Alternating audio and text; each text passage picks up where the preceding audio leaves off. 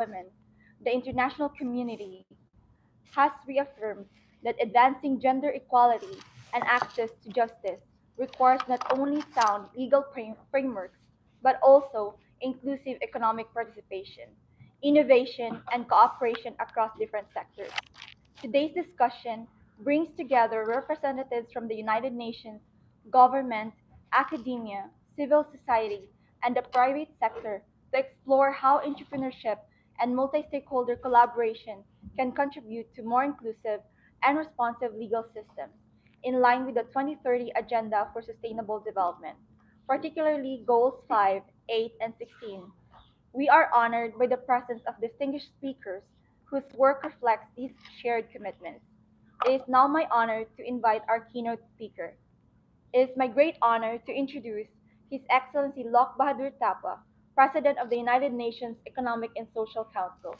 Your Excellency, the floor is yours. Thank you. Thank you, Senator Angela McKnight, Excellencies, dear colleagues, ladies and gentlemen. It is a pleasure actually to join you today and for this very important discussions. I deeply appreciate JCI New Jersey for bringing us together for this important dialogue. Coming just after the 17th session of the CSW, I believe these conversations carries particular urgency and importance. As we know, at CSW 70, the message was quite clear. We have the commitments, but we must accelerate the implementation. In this context, ECOSOC stands with you as a partner working across the United Nations systems to translate the global commitment into concrete actions, strengthen inclusive institutions, and advance economic empowerment and multilateral cooperations in support of justice and in support of equality.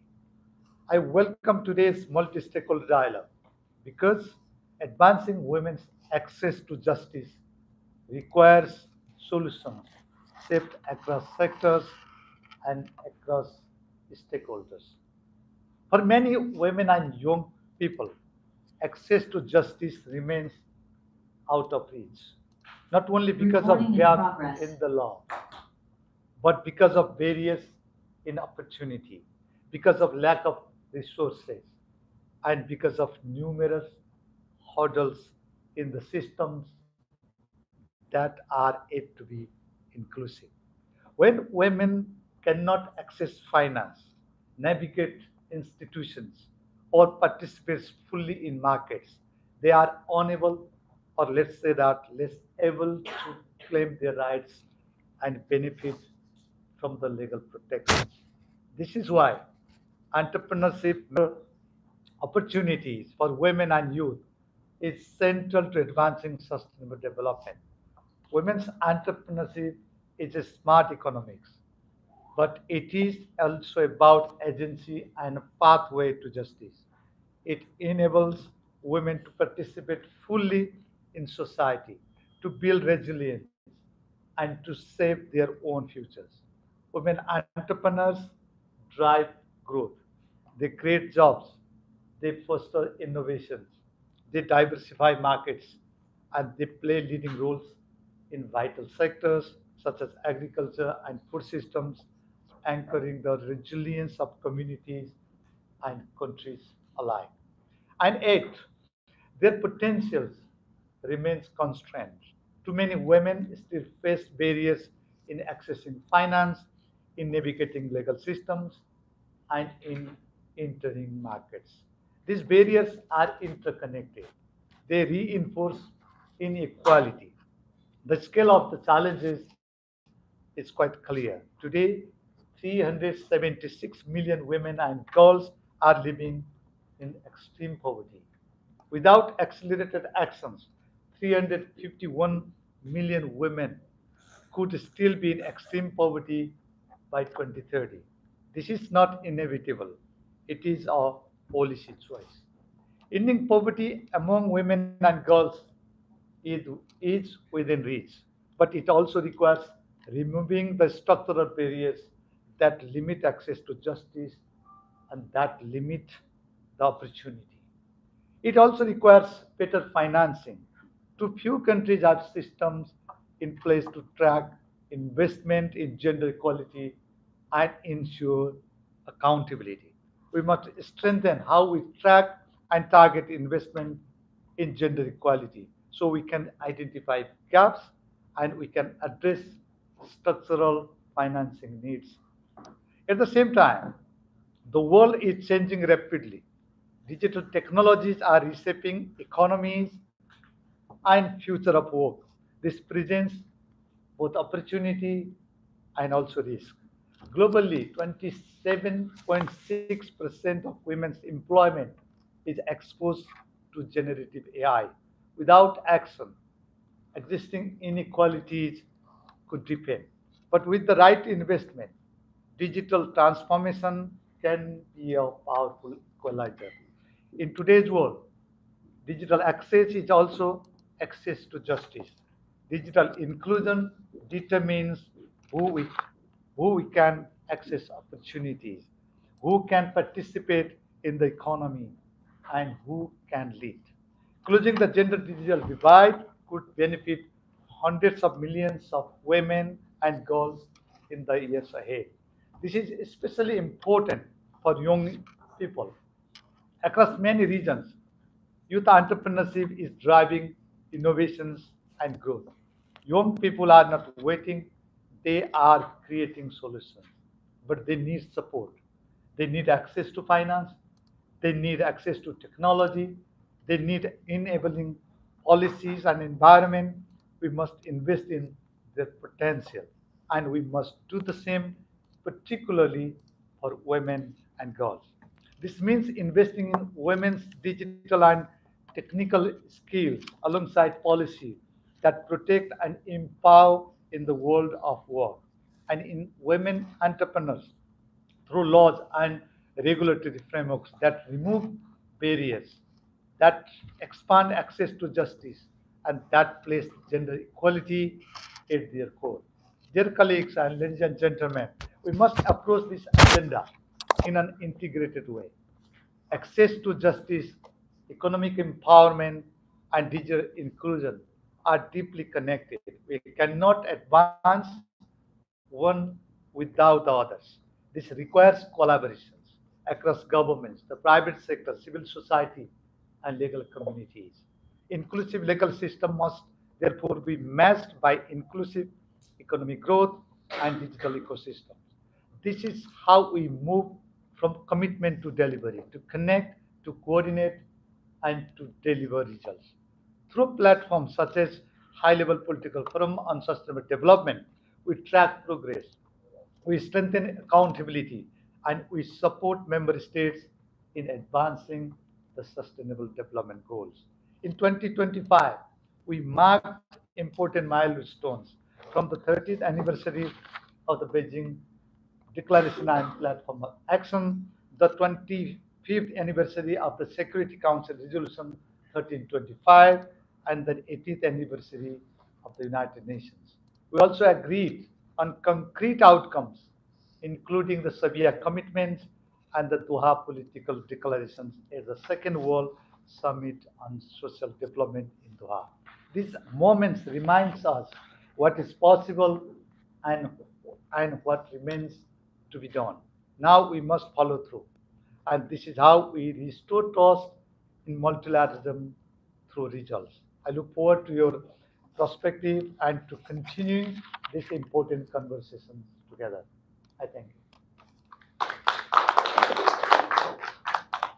Thank you. Thank you, Your Excellency, for your inspiring remarks and leadership. We will now hear high-level remarks from the Honorable Senator Angela McKnight, State Senator of the 31st Legislative District of New Jersey. Senator McKnight, the floor is yours. Thank you. Today is more than just another day. It's an opportunity to pause, to thank yourself for choosing to show up, for continuing to push forward, and for being present in the moment. Grand Rising, everyone. Thank you, Chapter President Charlene, His Excellency, for inviting me to be a part of this amazing event.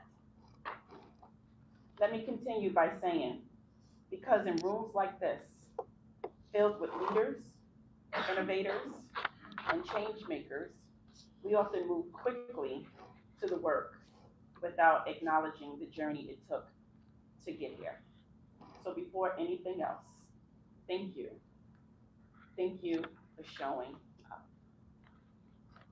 It is truly an honor to sit before you among leaders from the United Nations, government, the legal professions, entrepreneurship networks, business, and society. Each of you committed to building a more just and inclusive world. Because at the heart of our work, it is simple, but more importantly, it's a powerful thing. Inclusion is not just a value, it is a strategy. And when we lead inclusively, we don't just open doors, we design the entire building so that everyone can walk through with dignity and opportunity. Let's talk about the power of inclusive leadership. Inclusive leadership means seeing people, not just systems. It means recognizing that talent exists everywhere, but opportunity does not. And it challenges us to ask, who is missing from the table? Whose voice has been overlooked? And what barriers, seen and unseen, are preventing access? As a public servant, I have learned that leadership is not about position, it is about purpose. It is about using your platform to remove obstacles so that others can rise. Let's now talk about women's economic empowerment and entrepreneurship. When we talk about women's economic empowerment, we are talking about more than income. We are talking about independence, stability, and generational impact. When women thrive, families thrive. When family thrives, communities thrive. And when communities thrive, economies grow stronger and thrive. Yet, too many women, especially women of color, continue to face systemic barriers, limited access to capital, unequal pay, lack of mentorship and networks, and systems that are often difficult to navigate. Entrepreneurship is a pathway, but only if we make it accessible. That means not just encouraging women to start, but committing to fund their ideas, protect their rights, and build ecosystems when they can sustain and scale. Access to justice is not optional, it's foundational. Because without access, opportunity becomes conditional. Justice should not depend on your zip code, your income, or your connections. And yet, for many, navigating legal and economic systems feels overwhelming, sometimes even impossible. This is why inclusive systems matter. We must ensure policies are people centered, legal resources are accessible, and institutions reflect the communities they serve. Because true justice is not just about fairness, it is about access. Let's talk about the role of public service. Public service is where vision becomes action. It is where conversations like this turns into policies that impact real lives. In my work, I've seen that collaboration strengthens outcome, innovation expands reach, and listening leads to better solutions. We cannot solve today's challenges with yesterday's approaches. We must be bold, enough to reimagine systems, and courageous enough to change them. I am calling for a call to collaboration. The Sustainable Development Goals reminds us that our work is interconnected. Gender equality, economic growth, peace, justice, and strong institutions. These are not separate conversations. They are deeply linked, just like the excellence says. And none of them can be achieved alone. It will take government leaving equality, businesses investing with purpose, legal systems evolving with accessibility, and communities continuing to advocate. Let me leave you with this. So, as we move forward together, I want to bring us back to where we started. Today is more than just another day, it is an opportunity to pause, to thank yourself for choosing to show up, for continuing to push forward, and for being present in this moment. Because the work we are doing is not easy, but is necessary and it is impactful.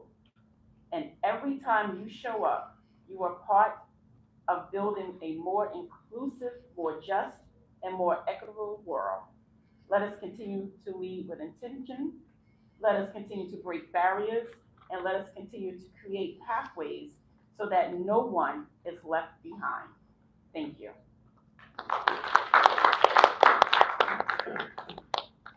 Thank, thank you, Senator McKnight, for your excellent remarks. We will now hear a special recorded message from Ms. Alejandra Castillo, President of Junior Chamber International.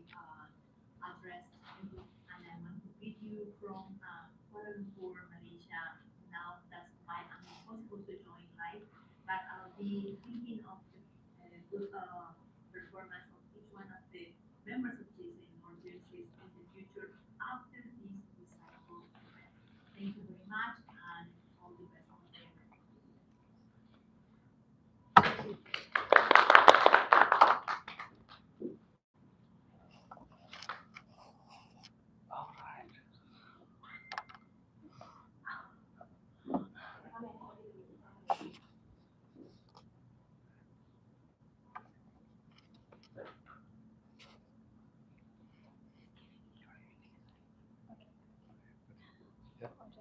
Yeah. Yeah. We would like to present this certificate of appreciation presented to His Excellency Lokbader Tapa in recognition of your valuable contribution as a keynote speaker at the hybrid dialogue from innovation to inclusion, entrepreneurship, advancing inclusive legal systems for women's access to justice, held on March 26, 2026, following the 70th session of the Commission on the Status of Women, CSW 70 at the Baha'i International Community, United Nations Office, New York. Signed, Charlene May Bornesi, PA MSA Chapter President, and Ashwarya Narasimhadevara, Project Chairperson. Thank you. Yeah.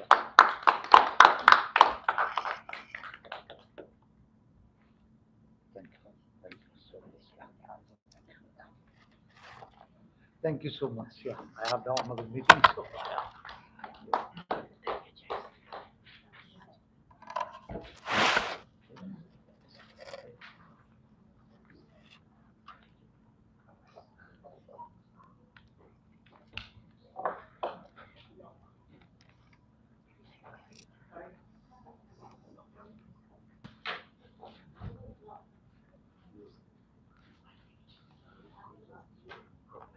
I think we'll just have a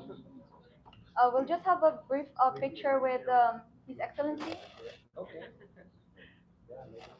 can go now.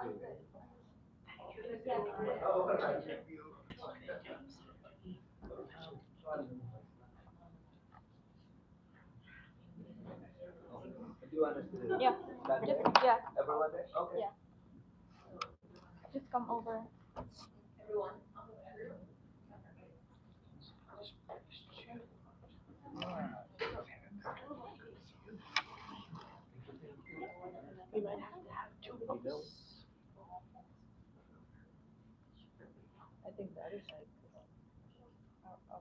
Who is the Who's this?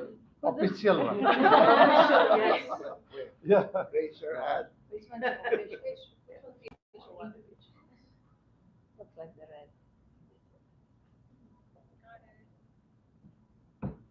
And then there's another one. And you can Yeah. just go. Yeah. Okay. I Okay. think you can go from the middle somewhere Yeah. because otherwise, Yes. Yes. yeah, it will not cover. Okay. Okay. We're looking there. All right.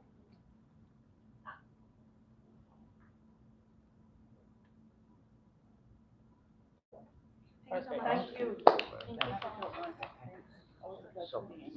Thank you. Thank you so much. Thank you so much.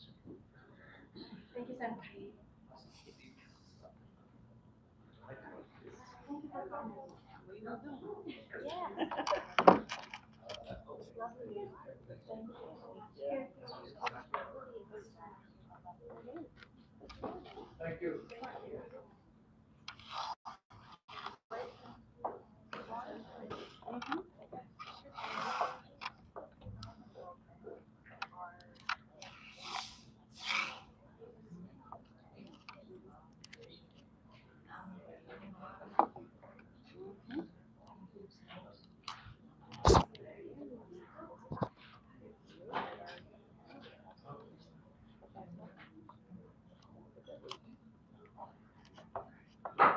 We will now hear brief opening perspectives from our panelists.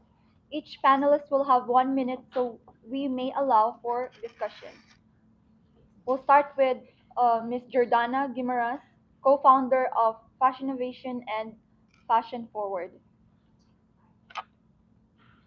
Hi everyone. First, I'm so sorry that I'm not able to be there with you all. It was honestly something that was out of my control with family being sick, but I'm very honored to be here and even to be thought about for this, event. Obviously, very important conversation. I've loved everything that's been said so far. Since I do just have a minute, and I know we'll get to the panel, I've lived the last 25 years of my life in the fashion industry, really always raising the flag to make sure that diversity, equality, inclusion is included in every aspect of what I've done with my companies for the last 10 years, specifically with fashion innovation. Not only do I bring the big brands and the big names, women founded companies to speak on stages in New York and Saudi Arabia and Panama City and Miami, all over the world, I've hosted events, but I always make sure that the emerging talent that is just as talented also gets the same spotlight, as well as the entire supply chain that's involved in creating garments when it comes to what we're wearing. So I'm really excited to be here. I can't wait to dive more into the fashion industry and how it can really be a solution to many world problems, because at the end of the day, I always say fashion connects us all. It's a universal language, and I'm a big believer in that. And it's how I've done everything that I've done the last 20 plus years in this career. But yeah, I'm excited to continue the conversation, and thank you all again for having me. I'm thrilled to be here.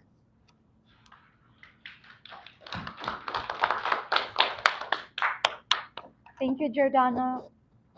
Josefina Joy Ferriet, Policy Research International Vice President. The floor is yours. Good morning, leaders, friends. I think it's my honor to be here and to share a little bit about the innovation and entrepreneurship. Actually, in my own understanding, these two words intertwine because innovation sparks progress and entrepreneurship sparks creativity. Together, they can bring positive impact for women and for everybody. So on March 9, 2026, UN member states at the Commission on Status of Women, CW70, adopted a framework which is called, they call it agreed conclusion, ensuring the effect and strengthening justice for women, advancing justice for women and girls. And this includes entrepreneurship. And this is a political framework, not a treaty. But this is a set of detailed commitments from the government to ensure reforms, laws, and institutions and justice servicing for women and girls. So it is very comforting that our UN member states have given this opportunity for women entrepreneurship to advance, to experience justice, finances, so that there will be progress. So the last one I called, if women lead, if women rise, there is progress. If women lead, nation move. Thank you very much.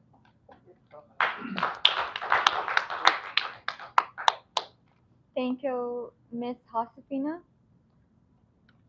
We now move on to Dr. or Hikaru Yamagishi, a PhD, representative and economist from the World Bank Group. The floor is yours. Thank you very much, President Charlene, and distinguished guests for your wonderful words. I want to talk about today about the research that we do. I'm part of a group called the Women, Business, and the Law. We produce an annual report that just came out. For 17 years, Women, Business, and the Law has measured how laws shape women's economic opportunities worldwide. Yet one lesson is clear: laws alone are not enough. Without effective implementation and enforcement, rights remain theoretical. Our 2026 report, therefore, expanded its focus to address not only legal equality on the books, but also whether laws are implemented and enforced in practice. And the findings were striking. The report showed that women hold just 2/3 of men's legal rights globally. This means that legal equality remains out of reach for every woman in the world, because no economy provided full equality. Only 4% of women live in countries close to full legal equality. And out of the 10 thematic topics we cover, the 3 topics where we saw the weakest performances were safety, entrepreneurship, and childcare. And even where equal rights do exist, the mechanisms to make them effective are lacking. Supportive frameworks like policies are incomplete, and laws are enforced, according to expert perceptions, only halfway in practice of what's on the books. Taken together, women's economic rights remain uneven in both law and reality around the world. But the good news is that the world keeps moving forward. Over the past 2 years, 68 countries enacted 113 positive legal reforms, particularly in entrepreneurship, safety, and parenthood. Closing these gaps is both a matter of fairness and an economic imperative. And the recent wave of reform shows that meaningful progress is not only possible, but already underway. Thank you.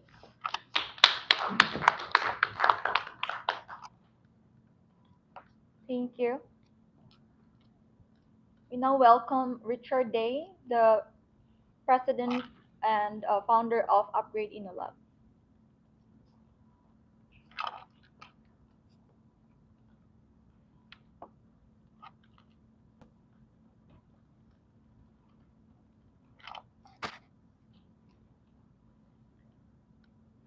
I believe we are having some technical difficulties. We now move on to Dr. Ronnie Amarado from the University of Mindanao, the Senior Vice President for Student Affairs or Academic Affairs.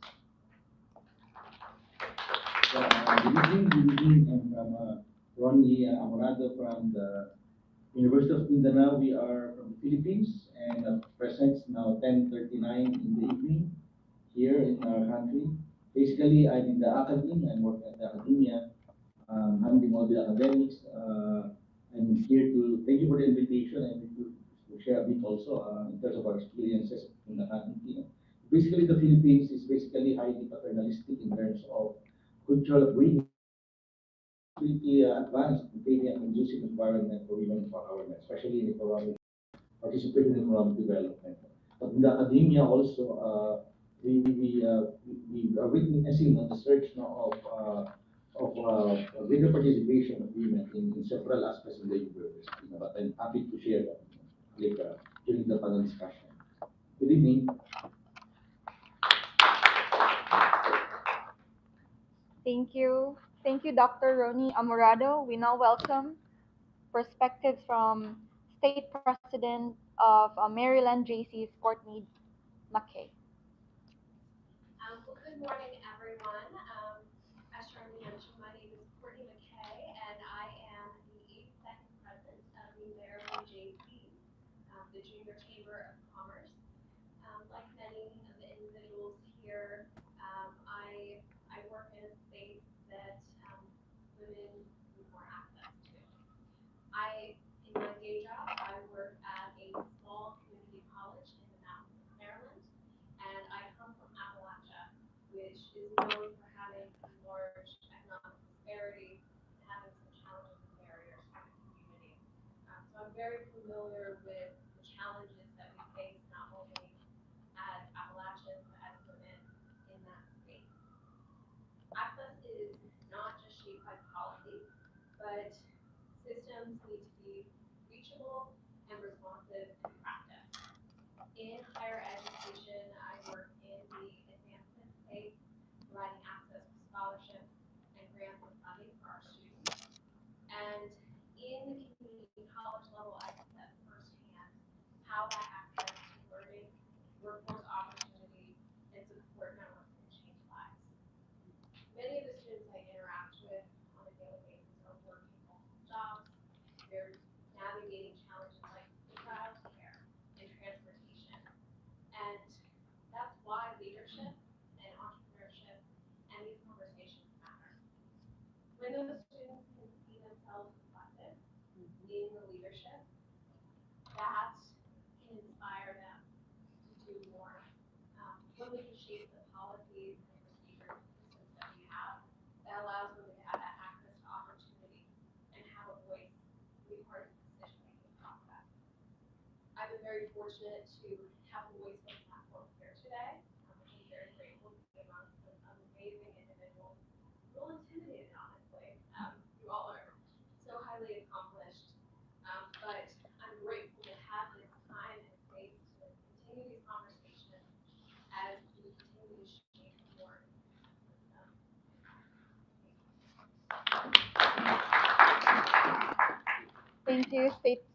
Thank you, State President Courtney.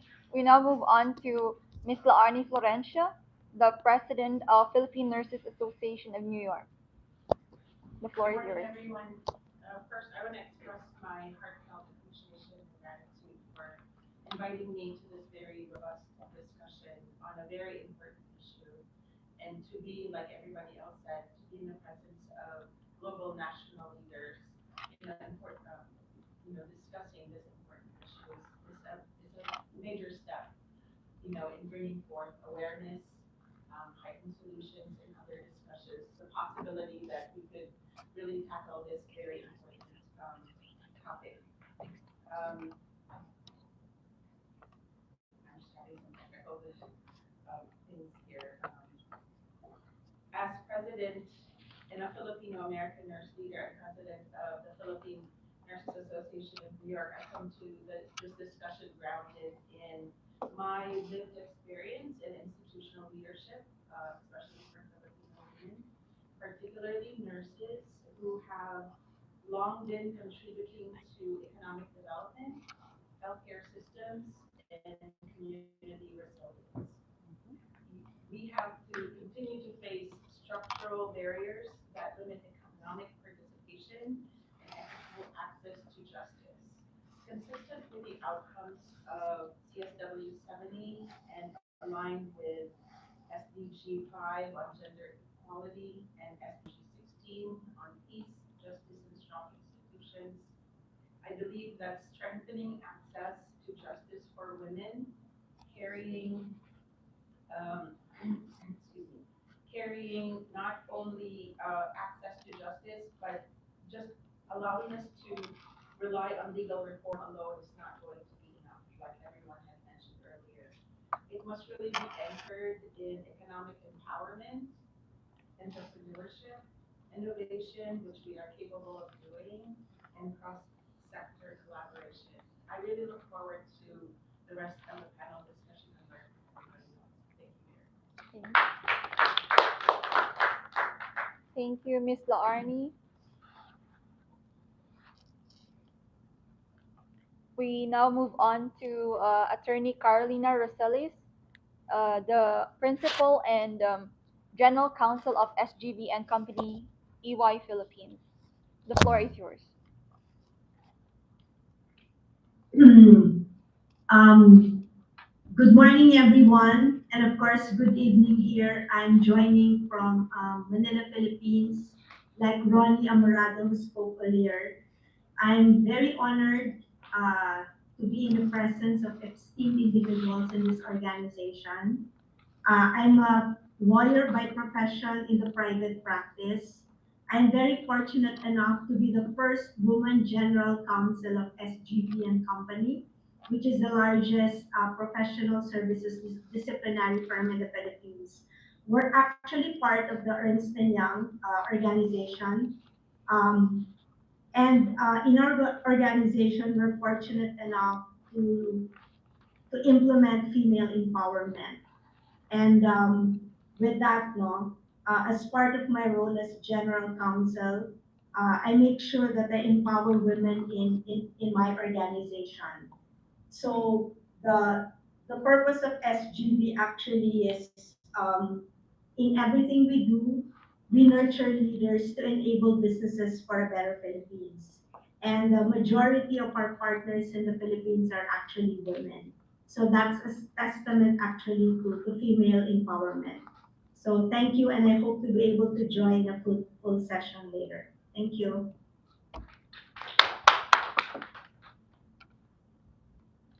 Thank you to all our panelists. We now begin the round one. The topic is innovation, entrepreneurship, and economic empowerment. The first question we have in here as an opening question is: how can entrepreneurship help address structural barriers that limit women's access to justice? I now invite our round one panelist to wants to start.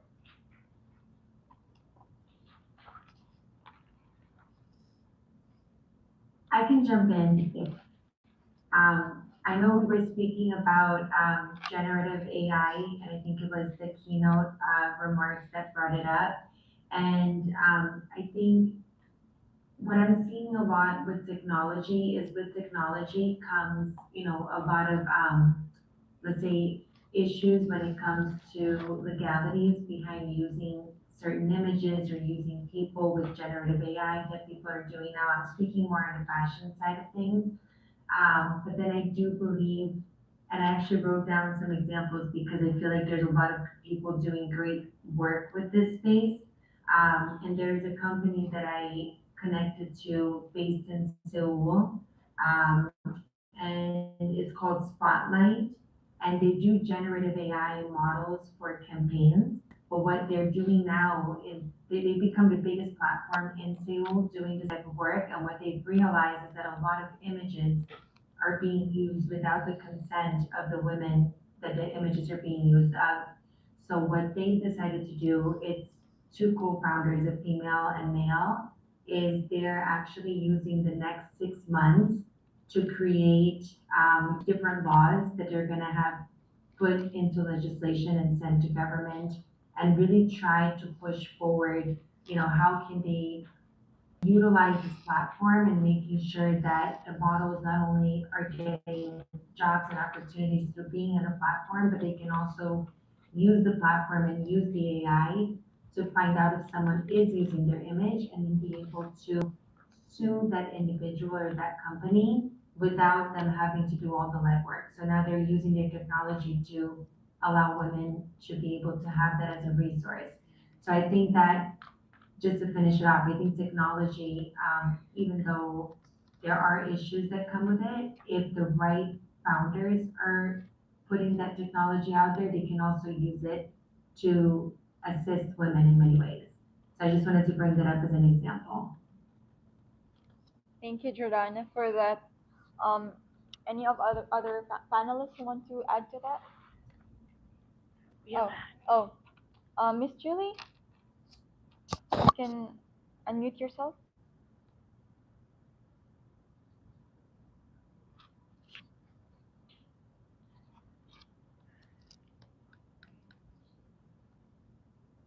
Are you able to unmute her? Can you hear me?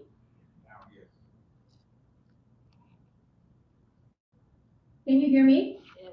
Hello? Oh, all right. So, distinguished guests, colleagues, and friends, good morning. My name is Julie Hatulan, and I am an officer of the Silliman University Council of North America. I've been an entrepreneur myself and a leader in various organizations. My question is, if entrepreneurship is helping women access justice, is that a sign of progress or evidence that justice itself is still inaccessible? Any of the speakers could answer my question. Thank you, Miss Julie. We will entertain your question in the next segment of our session, which is the interactive dialogue. We will first begin with our panel discussion, prepared guide questions. So we'll entertain for sure your question. Thank you. Thank you. So I invite our fellow panelists if there's any other additional remark into the first question. Thank you for this great question. One of the fundamental issues with incentives and institutions is that the people in power find it difficult to change the system that brought them up. And having these legal, economic, institutional ways in where women are able to take leadership roles, take positions of power, starts to slowly but surely change what is on offer and who is at the table making those decisions to fundamentally change the course of where whole systems are heading. And I think that's one of the biggest contributions of having female entrepreneurs in these rooms, in positions of leadership. Right. I echo that same perspective as well. Any other? Yes, actually, I have a friend of mine that's an entrepreneur, and one thing that she mentioned to me that when she entered into that realm, she was told women can never succeed. So that was the first barriers that she has to hurdle. But she realizes that if we focus on gender equality, entrepreneurship itself is echoing that gender, being gender, strengthen gender equality. So what she did is that she proved to those people that women can succeed. And there are barriers that tells you cannot do it. But my suggestion is that the government, the private sectors, and institutions that supports women can empower them to really succeed.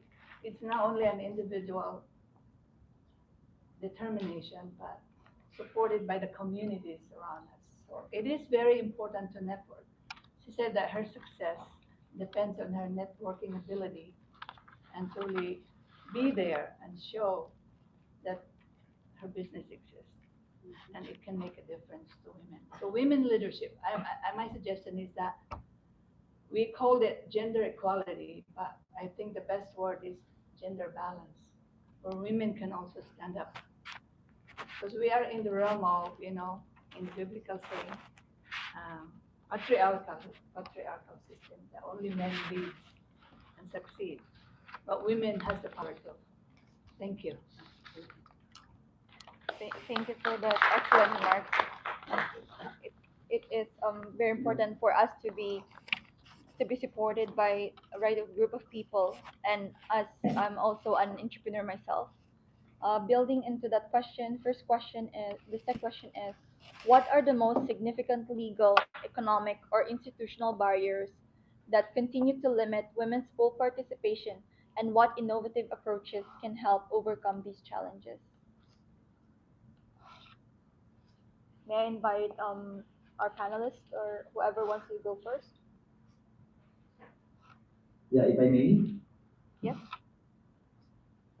Yes, good evening. Yeah. For universities, basically, education and awareness are very important. They're very critical, and such that access to opportunities and resources are not really based on discrimination. And while the Philippines is enjoying from the pieces of legislation on women empowerment, because it is still very highly paternalistic, there might be some obstacles based on cultural norms. While our students are educated and aware of their rights, but when they go back to their respective families also, which are very paternalistic, that could pose a challenge. So I think for universities, the continuing education, especially in the urban centers, are working. The challenge really is in the far-flung areas also. But for universities, that's the very important as part of the formation of our students. Thank you. Thank you, Dr. Ronnie Amorado, for those remarks. Any other perspective you want to give? I think, based on my experience, what limits, what the experience that women are limited to access for economic support is that many of the concepts, I think, in the business sector, that women is just going to only stay at home and take care of the families and children. And like in my own experience, when I submitted a proposal for my own business, and they said, do you have time? Can you do it? So because of they focus on the gender that we are women, it limits us to get those legal access, finances, loans, because we are not like the head of the family, the main provider. But I believe that when we break through all these barriers, by being successful and being resilient, patience, then success is on our way. Women rise up, right? Thank you. Thank you for those remarks. And we now move on to the third question, which, oh, yes, please.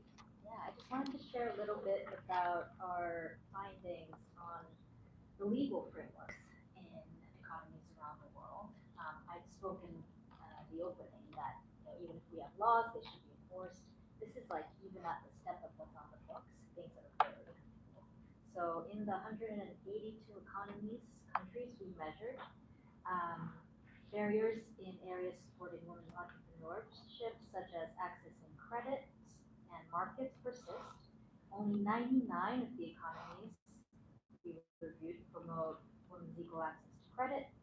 53 have adopted gender responsive procurement provisions that open public markets on women, and only 40 have introduced mandatory minimum representation of women on corporate boards.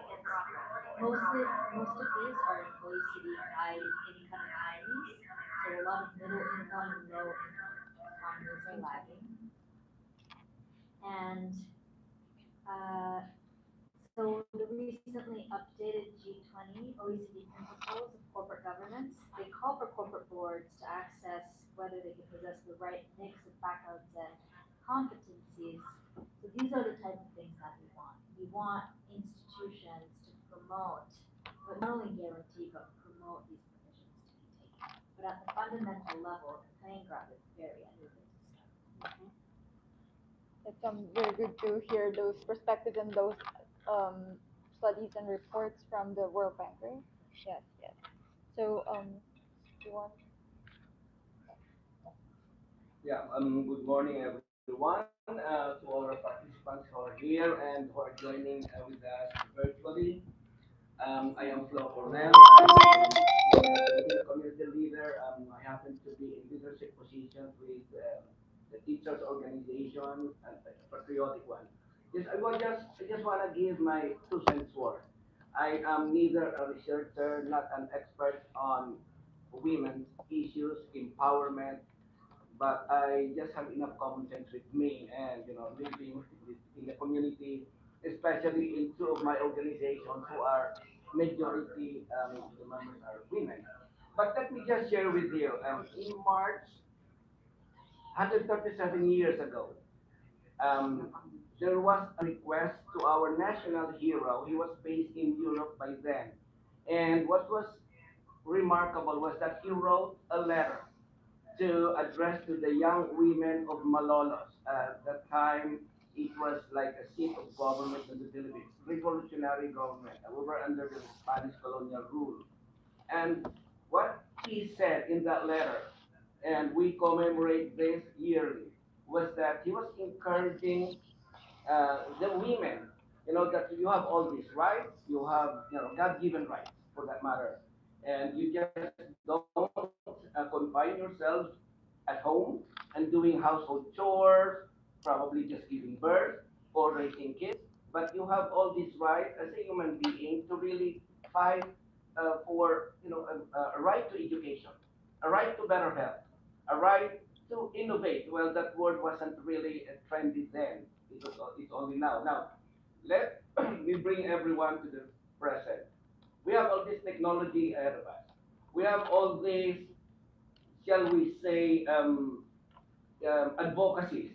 You have the support of government, maybe not all the member countries of the United Nations, but I guess a great majority are. So my parting words with this is that I really would encourage, I would really call on women to continue fighting for your rights, continue fighting for what you can do, what you're capable of doing, whether they be in the legal framework, entrepreneurship, economy, education, and all of that. You may hit a hurdle, but just keep on going. Be persistent, perseverant. Maybe the word I'll be using is resilience, and then prove all the people in the world wrong that you can really excel. Thank you very much. Thank, thank you so much for those wonderful remarks. Resilience is by itself something that you should build upon whenever you wanted to venture on something. Like for example, myself, I'm a founder of a social enterprise in honor of my mom who passed away two years ago. So it's been quite a ride to kind of like just start on something and like establishing a new enterprise that is not just for profit but also for purpose. So yes, resilience is something that Yeah, we there should. you go. Yes. Resilience is the word. Yes. That's the theme of my last book. Plugging a little bit. The last question. Yes. Yeah. Just to moderate the session because we're gonna answer. Jordana can answer. So the third question is how can innovation and collaboration, or how can entrepreneurship, innovation, and new forms of collaboration contribute to more inclusive and responsive legal, economic, and policy systems? Jordana wants So, to. Yes. thank you so much. And actually, this kind of ties into what I wanted to say with the second question. And when I look at all the technology and everything you're talking about, yes, it's great. But I think we can all really strip it back down to like, how can people help, right? How can we use our own powers, such as the gentleman just explained in his speech that he just gave? And one thing that has worked a lot, because I feel like one thing that really hinders women entrepreneurs, especially in the fashion industry, to be able to move forward and excel is the economic opportunities that women don't get as opposed to men, or it's really not still even, right? Not even close in that area. So one thing that I've seen done and that can really be implemented in any industry is when you have somebody who's a woman founder that has succeeded and is, doing well economically and has the name that people pay attention to and use her power and her name to uplift those that are smaller that don't have those same opportunities as they're trying to expand. And I just want to give this quick example because I'm wearing some of it, so I can give an example of this, and I'm really happy to do it because they deserve the spotlight. But Nicole Miller is a brand that's been around for 50 plus years. She's a woman founder, she's super inclusive. I'm actually wearing an archive leather jacket from 20 years ago in one of her collections.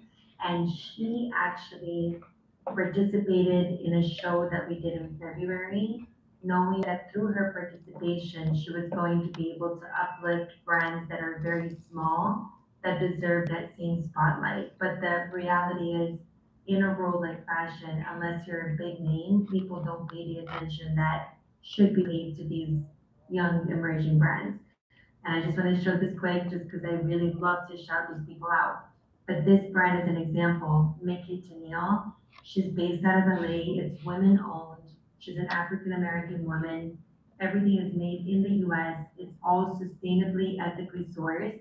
And so through Nicole Miller, she was able to be uplifted with her brand. So those are just some examples where I feel if you have that spotlight and you have that power and you have that voice, such as I'm doing right now, speak about those that don't to give them that same opportunity in moments like this or any moment that you're given.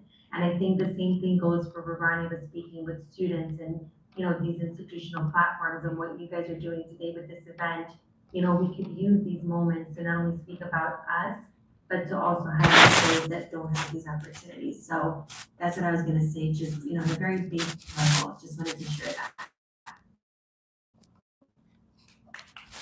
Thank, thank you so much, Jordana. Yes, that is the very reason why we have this platform is to give a voice to those who don't have the platform to speak up and also have the right support so we can all thrive together. We will take one final response for this round. Anyone who wants to? Yes. Great, thank you. I think one key factor of moving the agenda forward is to know the reality on the ground. So this can be any forms of data. Our data are publicly available. So if any group, individual wants to see what sort of policies or good practices, this is a plug for the Women Business in the Law website. We're always publishing everything transparently, but it's also talking to people who are involved on the day-to-day basis and to really understand what the struggles on the ground are in practice. Thank you. Thank you so much, Hikari. Thank you. We now move on to round two. Round two will focus on policy reform, legal frameworks, and multi stakeholder collaboration for inclusive justice systems. I now invite all the panelists for this round two. And the fourth question is: what changes are needed in legal, regulatory, and institutional frameworks to better support women's economic participation and ensure equal access to justice? I can start. This is such a great discussion that we're having. So thank you so much to JCI North Jersey chapter for bringing us all together. That is a loaded question. But it's a needed question. So a few things that I want to touch on. One is paid family leave, right? With women, right? We want to create our families. We want to expand our families. However, there are many states who don't pay for paid family leave.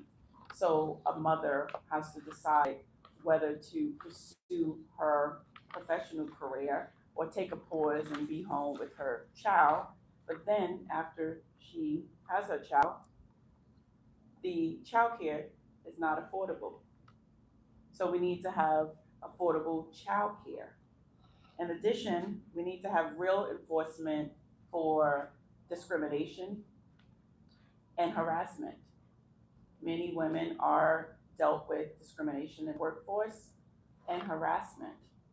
And going to their higher up, it may be a male who will dismiss her.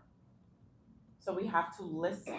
And we also need resources for trauma, right? Like women, we go through so much. We are nurturers, we are carers, we do a multitude of things as well as our body changes.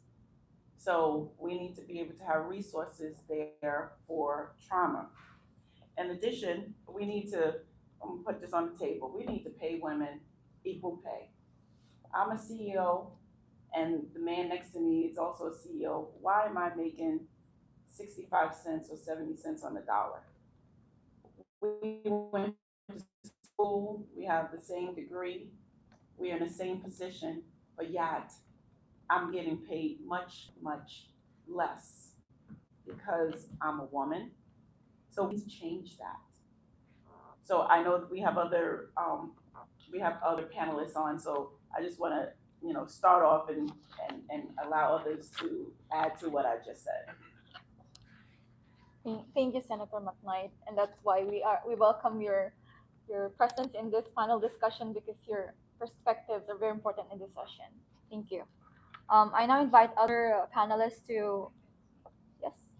Thank you for the opportunity. Thank you for that great input. And I'm going to add to what Senator McPherson had said. I actually have three recommendations for this particular question. One is, with the examples that was earlier given, is the shift from formal equality to structural equity. Many of the examples that she had says actually belongs in this category. And, legal systems currently technically guarantee equality, right? Yet women, especially of immigrant women and women of color, we still encounter practical barriers. From my experience in healthcare leadership, we need stronger enforcement of labor and anti-discrimination laws, particularly in women-dominated sectors. Gender responsive regulatory frameworks, which an example that the senator had provided, that recognizes caregiving responsibilities, nonlinear career paths, and the realities of shift work. We were able to do this during COVID, and somehow we went back instead of moving forward, right? And the sad part is some countries are even far more advanced and aware of these regulations. If you compare, what are some regulations about these caregiving responsibilities that are recognized for both men and women in other countries, they're far more advanced in actually implementing these. And we're a little behind, and it's sad because we're a top-ranking country. Another is protection against retaliation, right? We all have this fear of losing our job, our livelihood, our integrity, and all of that stuff. It's now all that is what we're up against. And most women nowadays, they're the sole breadwinner of their families. They're primary care providers of their families. They have a lot to lose, right? So it would be nice to actually have this implemented so women can report exploitation. It's not anymore our fault or you have that guilty feeling or that you're stirring the pot. We can report harassment, we can report unsafe conditions without fear of job loss. In my circumstance, licensing consequences or immigration vulnerability.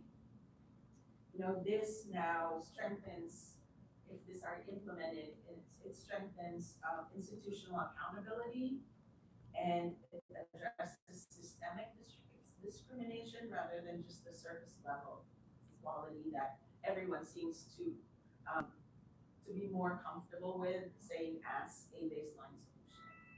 The second recommendation change that I wanted to emphasize is recognizing economic participation as a pathway to justice. Economic empowerment is not separate from access to justice. It enables it. And that's really what we wanted to make sure that we understand. When women have stable income, opportunities for advancement like leadership positions and entrepreneurial pathways, they are more able to claim rights, access to legal resources, and participate in policy shaping, which is very, very important. Policymakers should integrate economic impact assessments for women into legal and regulatory reforms, particularly those affecting licensing, small business development, and professional advancement. For us Filipino nurses and healthcare workers, equitable credential recognition and leadership pipelines are critical to economic justice. And the third point I wanted to recommend is build institutions that reflect the communities that we serve. Representation is not just symbolic, it should be structural. As a nurse leader, I see how nurses or women's access to justice improves when women, particularly of color, hold decision-making roles. You see somebody like you making that impact, right? In practice, in profession, and in the community. In regulatory bodies, in courts, professional boards, and policy forums. Another concept is role making, role modeling representation. When women see leaders who look like them shaping institutions, it's inspiring, it's moving. It's moving to actually see that in advance. Justice systems become more accessible, trusted, and responsive. You see a leader, you see somebody like you making it really big, making a difference. This is essential to both the Sustainable Development Goals and it is inclusive of all institutional mandates. So I hope that that really puts that idea out there and we can continue the discussion.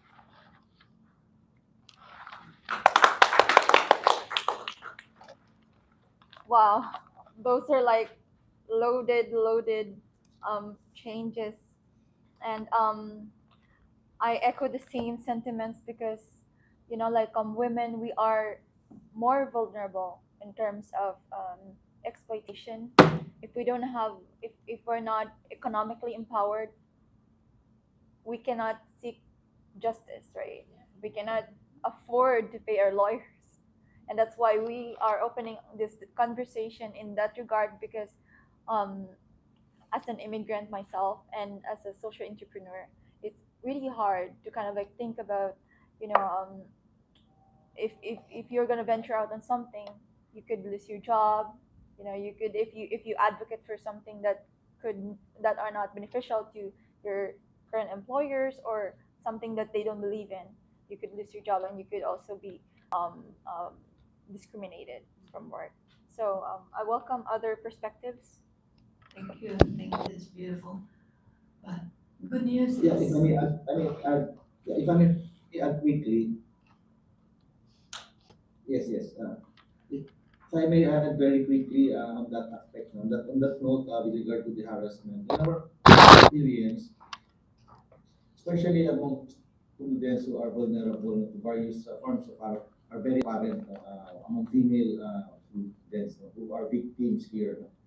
That's why I think there's a need for more mechanisms to protect them actually, because while there are mechanisms to address by the law, but again the cultural stigma is very strong, and we have to protect their identity immediately.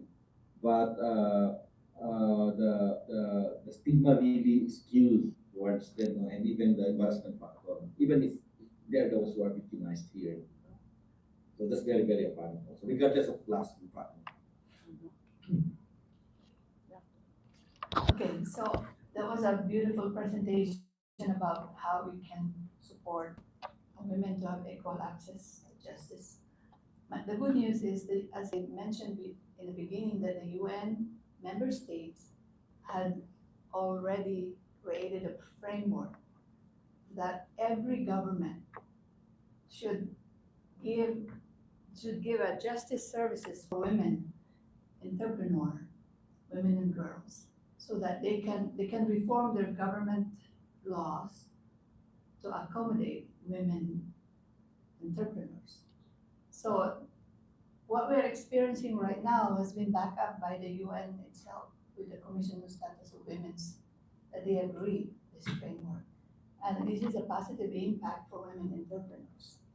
And there's so much hope out there with the cooperation with the government institutions and private sectors, then we can progress. We can see progress out there in the world, in women's world. Thank you. In the, in the interest of time, we will now move on to the fifth question. How can stronger collaboration among government, the private sector, civil society, and academia help build more inclusive and sustainable justice systems? Who wants to go first? I can start. So we have to stop with working in silos. It's all about forming partnerships. From a private sector, they have the resources, they have innovation. From the public sector, we supposed to do the framework and the policies, the regulations. The academia, we need apprenticeships, right? And just in the community, we need more support from one another, from different genders, because you just spoke about the framework. The framework is there, okay? Who's implementing the framework? We know who's supposed to implement the framework, but are they implementing the framework? So we have to begin to hold not just ourselves accountable, but each other accountable and build a collaboration and a partnership to uplift all, especially women. Thank you so much. Any fun? Go ahead. Yes, I wanted to add to that, you know, I love the word collaboration. You know, it doesn't make me feel like I'm tackling one problem by myself, right? And, you know, we benefit from the word collaboration because we learn from each other. We learn to share resources that way and expertise. If we partner with the government, like the senator said, you know, I look forward to inclusive policy reforms. You know, inviting us at the table at the beginning, not at the end. You know, like we're all surprised by it. You're like, who made that decision? You know, somebody making it like somebody making a decision on how my health would be as a woman and not go through the opinion of experts is highly dismissive, I feel. And it's not empowering and it doesn't feel good. So I look forward for the government at least to be more inclusive when they do these policy reforms. For the private sector, I would like to see justice embedded into economic systems. You know, the private sector plays a powerful role in shaping everyday justice outcomes. Healthcare institutions and employers can create transparent leadership pipelines for women and underrepresented groups, maybe not just healthcare, but everywhere else, right? Support women-led innovation. We are system designers as well. We're not just system users. You know, it's embedded in us to be nurturers and problem solvers, and yet to this day they don't look as part of the solution.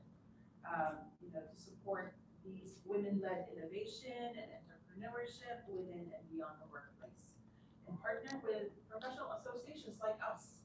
You know, the Philippine Nurses Association of New York to invest in leadership development. You know, we can provide that mentorship. It's a big deal. Mentorship, we need to see a lot more mentors out there. We need to have programs how to become a mentor, an effective mentor. And of course, legal awareness. The schools don't teach these things anymore, right? And this aligns with economic systems with justice goals, reinforcing both inclusive growth and strong institutions again. For the civil society, you know, bridge trust, accountability, and access. You know, we want civil society organizations, including professional associations like GCI, the Nurses Association, connect justice systems with lived experience, right? How does that one look? You know, for us, for example, for PNA New York, we could provide leadership development for women nurses. You know, the big healthcare institutions, they can provide these to their employees, right? But what about the nurses working in nursing homes or Nurses who are in the private sector, they have their own businesses. There's not a whole lot out there. They have to pay at least $5,000 for leadership development. Where will they get that money? What is the help? Offer education on workplaces, rights, and advocacy. I think we a lot of people teeter down to the rights because they don't want it abused, right? But we have to know. We have to know what our rights are and amplify the voices of especially immigrants and minority women in policy spaces. Now it's so diverse. We have workforce coming from outside of the United States. So we kind of have to welcome them and orient them, prepare them for great onboarding programs so they can be, constructive and productive members of our society. These roles are vital for ensuring justice reforms that are accessible, culturally grounded, and accountable. If we just do these basic things, it's probably a greater place, right? But that is not our reality somehow. And for academic, I was kind of like in admiration when representative from the World Bank said they do research. You know, a lot of people are intimidated by that word. And sometimes some people think, oh, we don't do research in nursing or in this part, but we should because it banks on best practices and outcomes and livable, quantifiable solutions, sustainable. We don't have to keep rehashing things. And these are the things that where truth comes out and we are able to make you know informative and intellectual decisions because the facts said so. And I hope that changes soon because we can't just entrust all these things to somebody else who doesn't believe in data or doesn't do data analysis. Thank It's hard to comment after, two great expansive responses, kind of outlining how to have stronger collaboration. With serving in a small Appalachian community, we look at things at a smaller scale sometimes. I live in a very small community, but the great thing that comes from that, even though there are challenges, is that there is that opportunity that we can collaborate more because the political representative may just be down the street from you. So when I'm looking at the challenges that face nationally, internationally, I think it's important to use that word collaboration. I love that word as well. With joining as state president for Maryland, I really tried to emphasize the three C's: collaboration, community, and connection. I think those three C's help define things that we can get done. And my friends may think I'm a little crazy on this, but I have the personal belief that if you bring the right people to the table, if you bring the right resources, if you bring the right advisors, you can accomplish anything. It may not be the solution that you may have initially thought. You might have to go back and reassess from time to time, but you will come up with an effective solution. And so these conversations are important that we can define what the solution looks like going forward. In order to collaborate, I think it's important that these solutions are accessible and practical. I think that sometimes the things that we come up with to solve large challenges can be overly complicated. And when women and individuals are experiencing so many different barriers to success, that can be one of the hardest things, is navigating the complexities of how to work through these different systems. So I think it's important that we are centered on those most impacted. We're designing systems that are human-centered in nature and responsive to real life.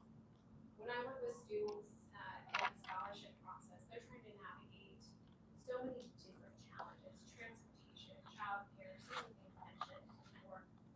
Women tend to experience that at a higher level than their male counterparts because they are the support for their families.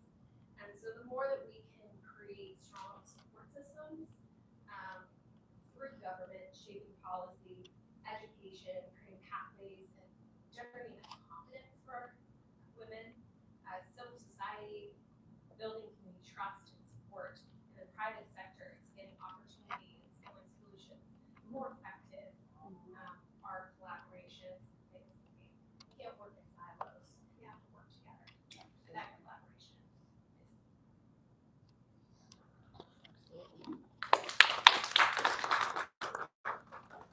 Thank you for kind of like weaving it together. And I myself is, like yes, we do experience different. We come from different environments. We come from different backgrounds, and we don't know.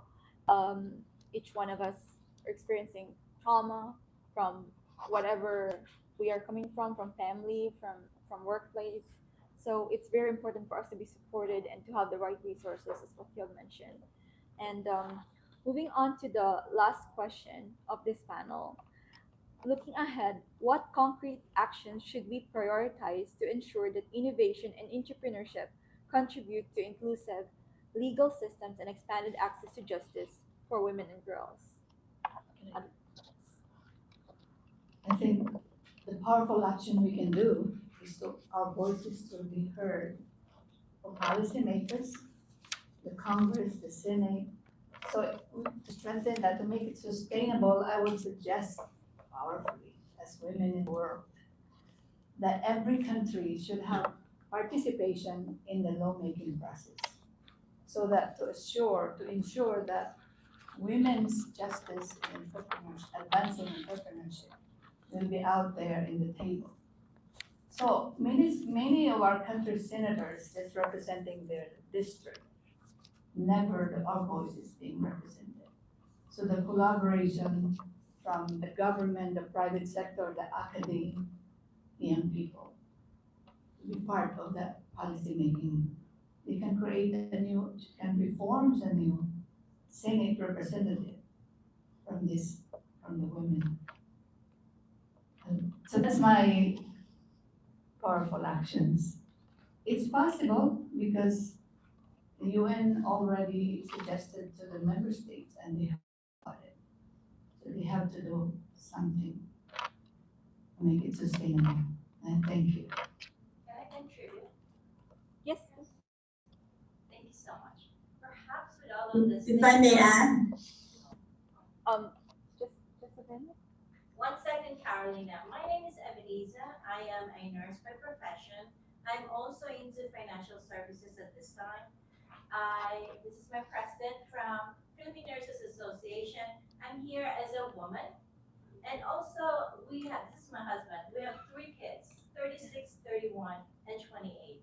But I believe that in all of this women empowerment, let us go back to pre-K classroom, childcare, how we empower our girls, mothers. Great men comes from women, mothers.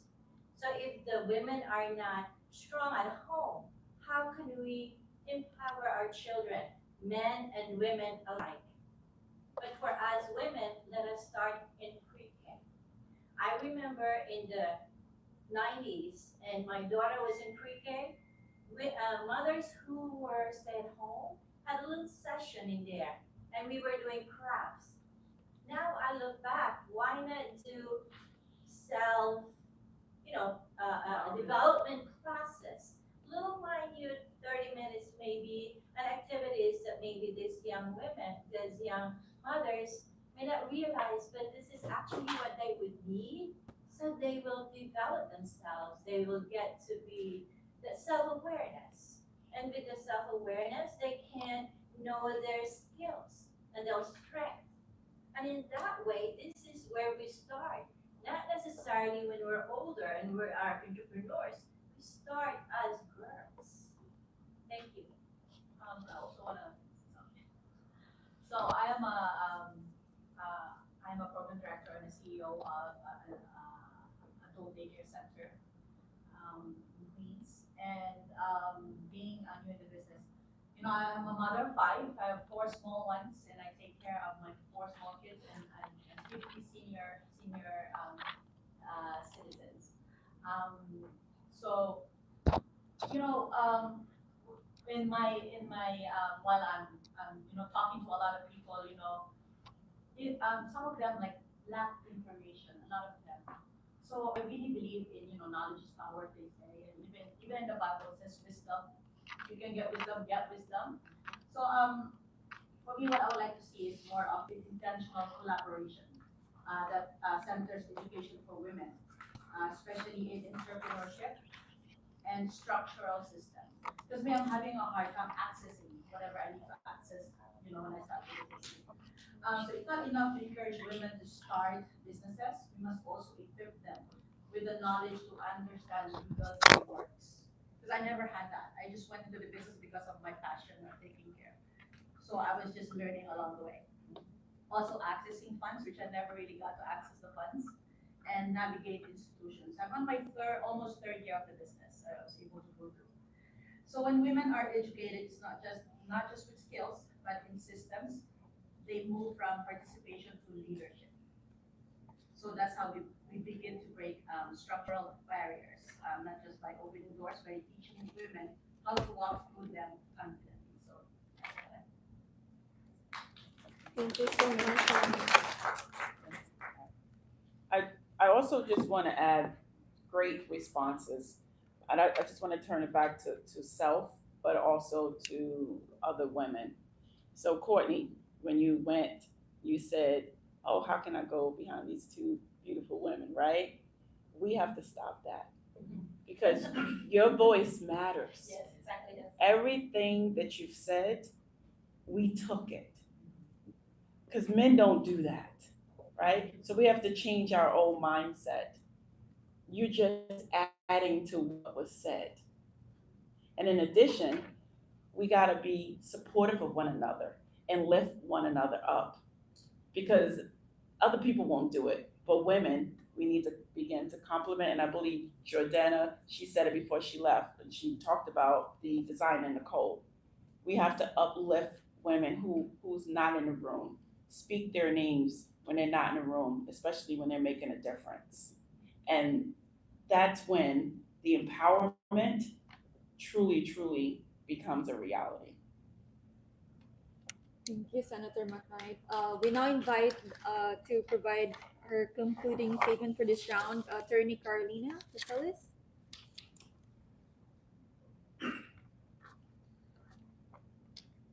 Okay, no, just wanted to add, no, for question six, no, I think we should focus on a few practical actions, no. So we need to expand legal education and community-based rights awareness, no, so women and girls understand seek help, whether it's in school, in employment, or in businesses, no, like what everyone else said.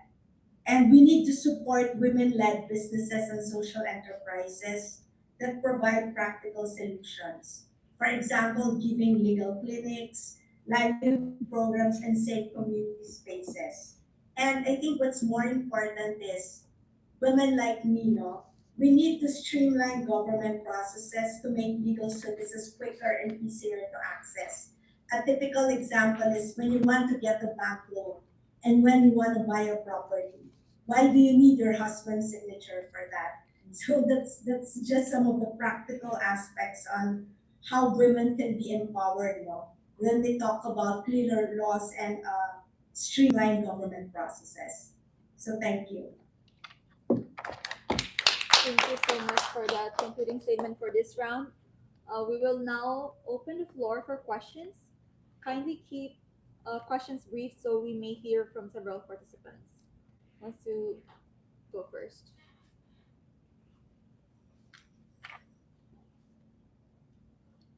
Okay. Yes. Hello, everyone. I hope everyone enjoyed this much needed discussion. My name is Priscilla, and I am in various leadership boards, and also I am a disability advocate.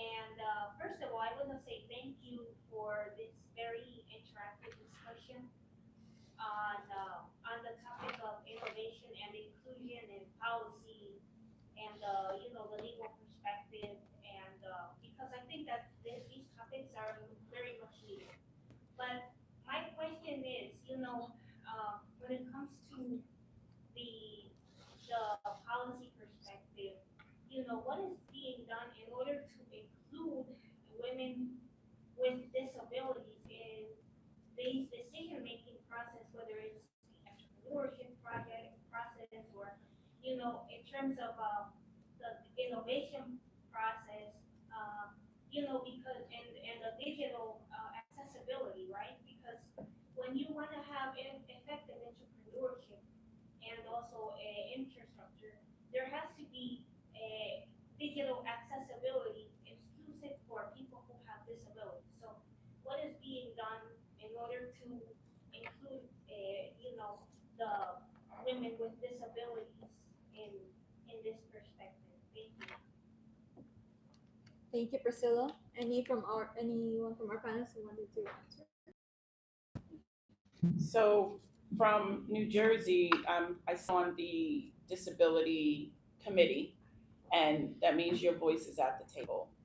So from a private sector, we need to also have a committee that includes the disability, and I will say abilities. You have to be at the table. We cannot make decisions just arbitrarily. We need to have all voices at the table. And today, your voice is at the table. So thank you for being here. Thank you for speaking up. Thank you.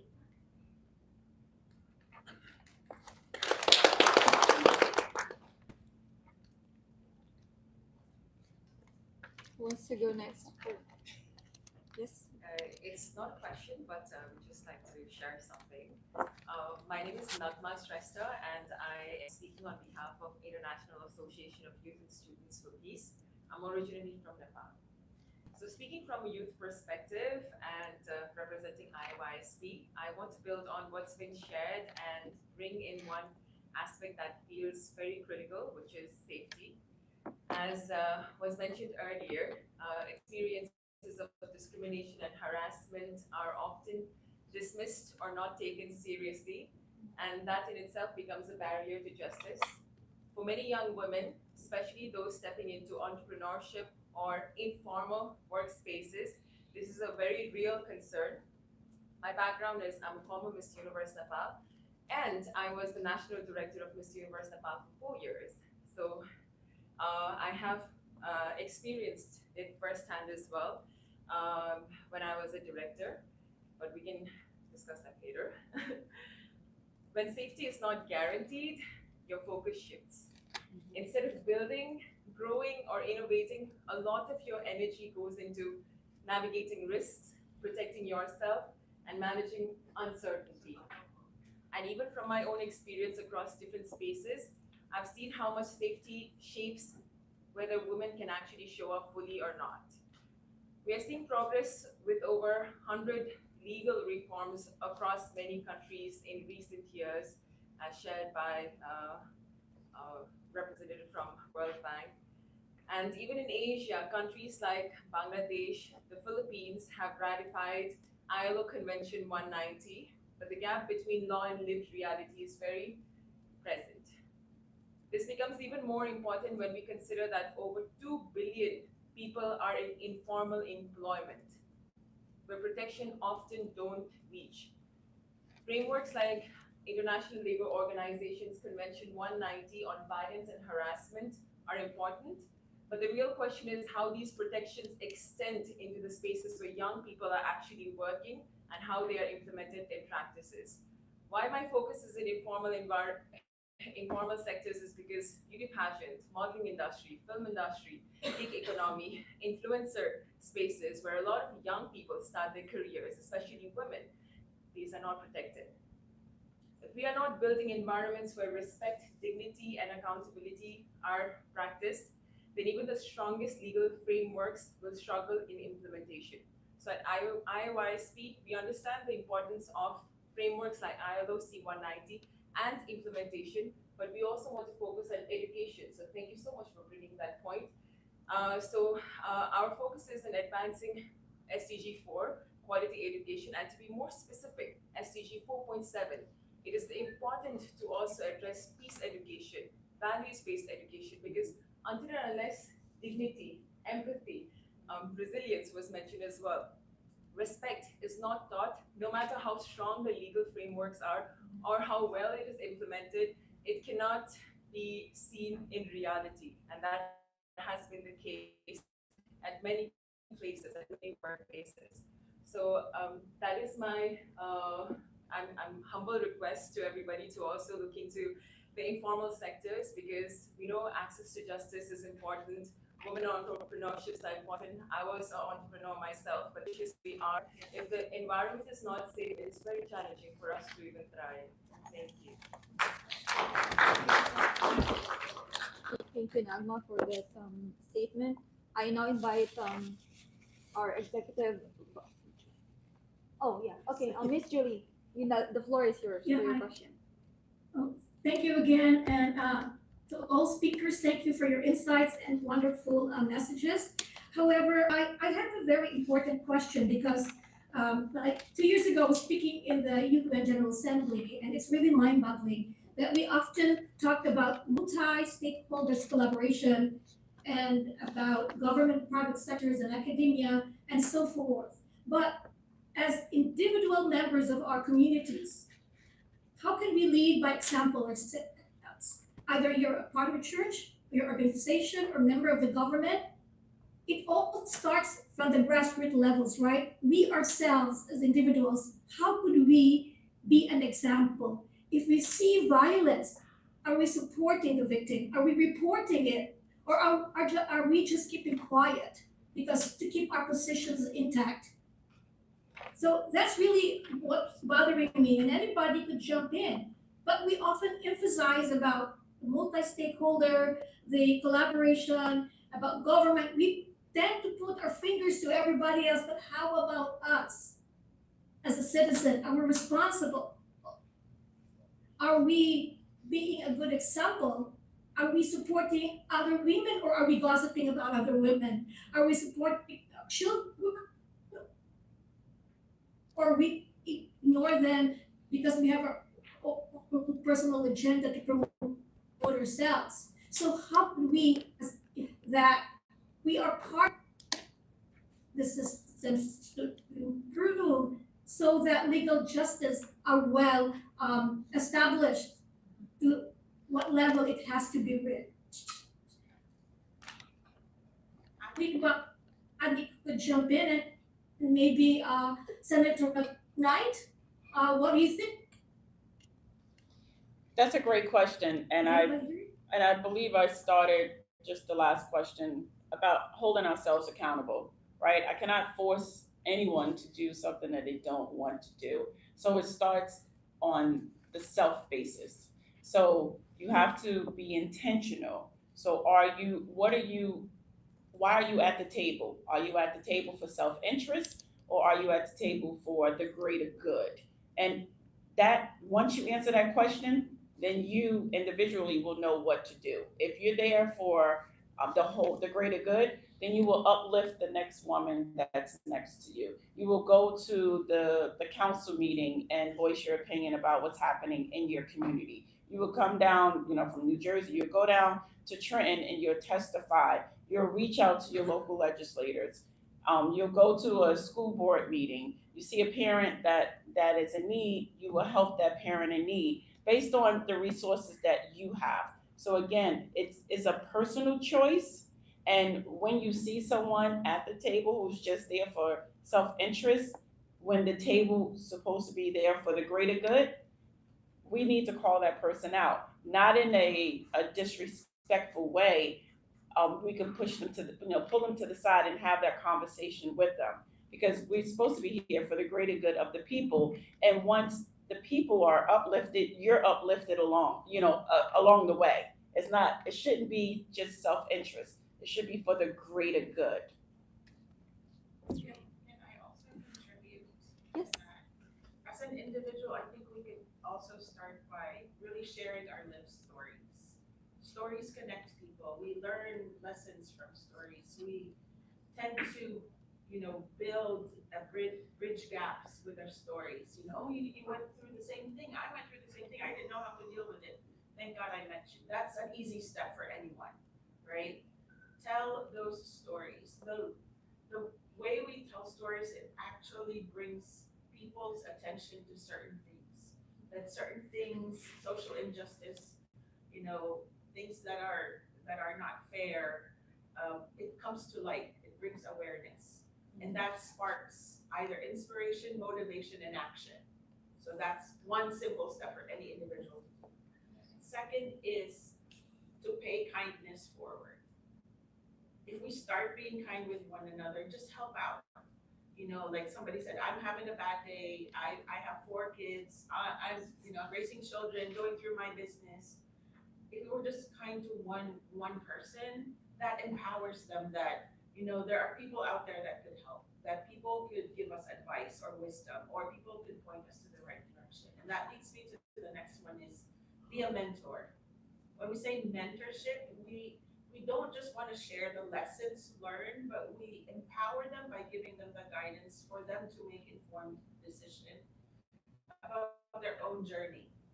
Our journeys are never the same. I could go through my nursing career, the three of us here, and we will have 3 different nursing journeys, but at the end, we survived it because the journey was one and the same for us, right? We helped each other out.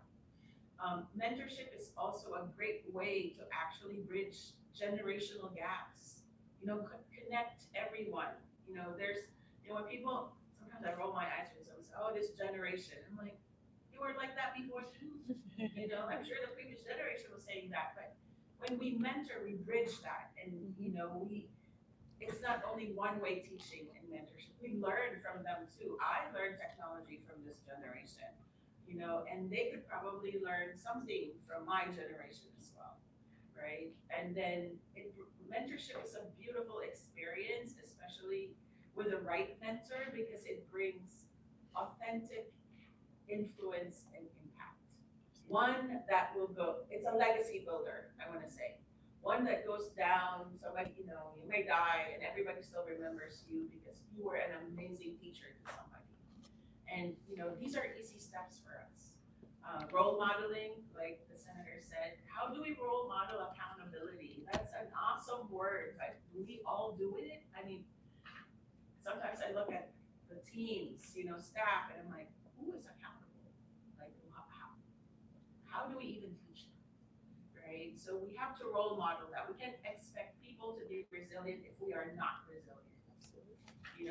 If they don't know where to base it from. Another thing is really representation and advocacy. We have to be proud women. We have to be proud women of whatever cultural background, of all the achievements that we have. We should really continue to promote ourselves. We're so bad at it sometimes. I'm like, oh, we have this twisted definition of humility.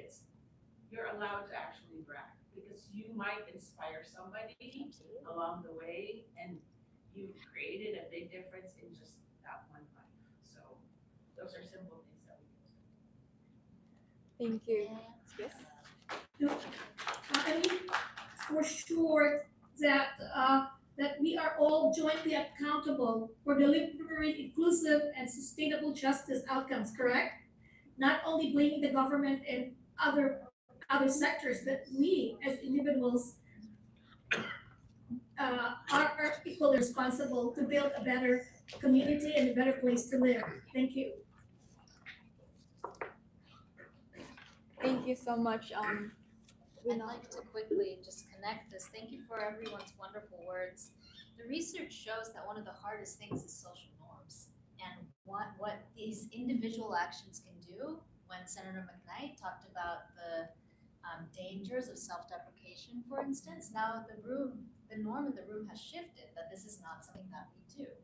And social norms are one of the biggest factors keeping women and girls below where they should be in achieving their full opportunity and potential. So I think this is a really direct way.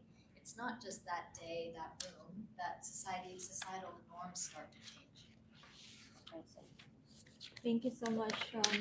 I now invite Executive Vice President Aishwarya Narasimhadewar to deliver the statement from Ms. Hawa Taylor Camara Diallo, who and for some important matters, she couldn't deliver her own statement. So, and I invite EVP Aisha. Thank you very much, President Charlene. Greetings, distinguished guests, excellencies, ladies and gentlemen, all protocols observed. As moderator Charlene very graciously presented, my name is Aisha Narasimhan and I serve as the executive vice president of JCI North Jersey. And unfortunately, one of our esteemed panelists, Ms. Hawa Taylor Kamara Diallo, was unable to join us. And on her behalf, delivering a summary of her remarks. Howard Taylor Kamara Diallo serves as the executive director and president of the I.B. Taylor Kamara Foundation, which is an NGO established by her family in 2005 to honor the legacy of her father, who is a Sierra Leonean lawyer, a civil servant, and a diplomat who believed without reservation that law must serve the people and that no society can be truly just when half of its population is structurally excluded from it, as we have discussed in today's dialogues. At the I.B. Taylor Kamara Foundation, they execute programs in Sierra Leone and amongst diaspora communities in the United States, where women receive entrepreneurship training and learn how to formalize their businesses, navigate regulatory environments, and access capital. One of the Cornerstone's notion of this training is to indeed have the financial independence, as we discussed with some of the endeavors that all of you are involved, so that way they're not dependent on any male relatives or employers, and that the social standing with their communities is what makes their voices heard, as I read excerpts from Hava's intervention. And at the foundation, two flagship programs they have include the Young Emerging Leaders Program and the Society Africa Youth Advisory Council, and exist because understanding that sustainable systemic change requires the next generation to be architects and not just merely beneficiaries of reform. The four concrete actions Ms. Taylor Kamara Diallo would like to share are the first one being to establish cross sector justice and entrepreneurship compacts. The second being to fund and scale technology enabled legal empowerment tools. Third, adopt mandatory gender budgeting in justice sector allocations. And lastly, to institutionalize youth and women's leadership pipelines within legal and policy institutions. And of course, this comes from sharing her experience as well in grassroots community engagement, engaging with various UN agencies, and of course, based on the family's a commitment to uphold the legacy of their father, His Excellency Ishmael Burn Taylor Kamara, who believes that when a legacy is built on the conviction that justice, when it is genuine, leaves no one behind, which of course, as many know, is part of the United Nations 2030 development agenda. Thank you very much. I pass it back to President Shirley. Thank you so much. We will now proceed to closing the meeting. Excellencies, distinguished guests, colleagues, ladies and gentlemen, as we conclude today's dialogue, I would like to reflect not only in my role as moderator, but also from my own experience as a young professional, an entrepreneur, and as the president of JCI North Jersey. The conversations we shared today, following the 70th session of the Commission on the Status of Women, remind us that advancing access to justice for women and girls is not only a legal or institutional goal, it is a commitment that requires leadership, collaboration, and the willingness to create opportunities where they may not yet exist. In my own journey, I have learned that we never truly know who may be looking up to us, learning from us, or drawing strength from the way we respond to challenges. Because of this, we carry a responsibility not only to succeed, but to model resilience, integrity, perseverance in the way we lead, the way we serve, and the way we support one another. Today's discussion has shown that entrepreneurship, innovation, and cooperation across different sectors can help build systems that are more inclusive, more responsive, and more equitable. These are not only ideas we discuss in conferences, these are pathways that allow women to strengthen their independence, participate in decision making, and help shape the institutions that affect their lives. As leaders, as professionals, and as members of a global community, we must ensure that the dialogue we shared today continues beyond this room. We must continue to create spaces where women and girls are not only protected by the law, but empowered to lead, to innovate, and to transform their communities. On behalf of JCI North Jersey, I extend my sincere appreciation to our keynote speaker, our high level remark speaker, our distinguished panelists, our partners, and all the participants for your presence, your insights, and your commitment to advancing inclusive and sustainable societies. May today's dialogue inspire stronger partnerships, continued collaboration, and concrete action toward expanding access to justice and opportunity for women and girls everywhere.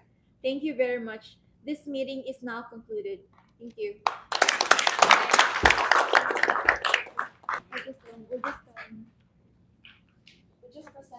certificate. Just stay where you are.